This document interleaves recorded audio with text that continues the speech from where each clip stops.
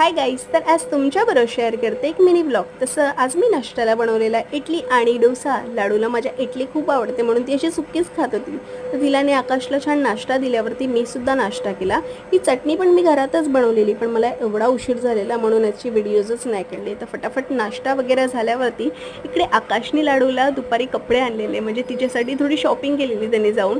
तर ती एवढी खुश होती, तिला म्हणजे खूप छान वाटत होतं। तिला असं काही गिफ्ट दिलं ना तर ती खूप खुश होते। तर छान वाटले तिला कपडे, आणि खरंच खूप छान कपडे आणलेले त्यांनी।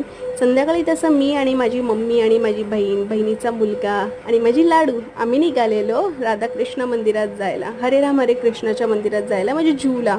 पण तिथे आल्यावरती बघितलं तर एवढी गर्दी होती ना की विचारू नका। गर्दी तसं खूप होती, पण दर्शन चांगलं केलं आम्ही। आणि पण तिथे थांबायला जागाच नव्हती, कारण खूप गर्दी होती, म्हणून जास्त वेळ न थांबता आम्ही बाहेर आलो। आणि इकडे कृष्ण भगवानचे किती छान छान आणि सुंदर सुंदर मूर्ती होती, आणि खूप काय काय होतं इथे।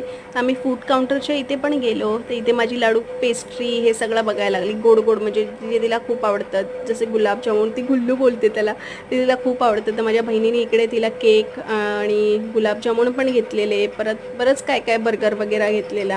आम्ही लोकांनी बरंच काय काय काय काय घेतलेलं। पण ठीक आहे, आम्ही छान खाल्लं। इथे माझी बहीण लाजत होती, कारण की तिचा मी व्हिडिओ काढत होते ना म्हणून। नंतर खाऊन पिऊन आम्ही बाहेर आलो।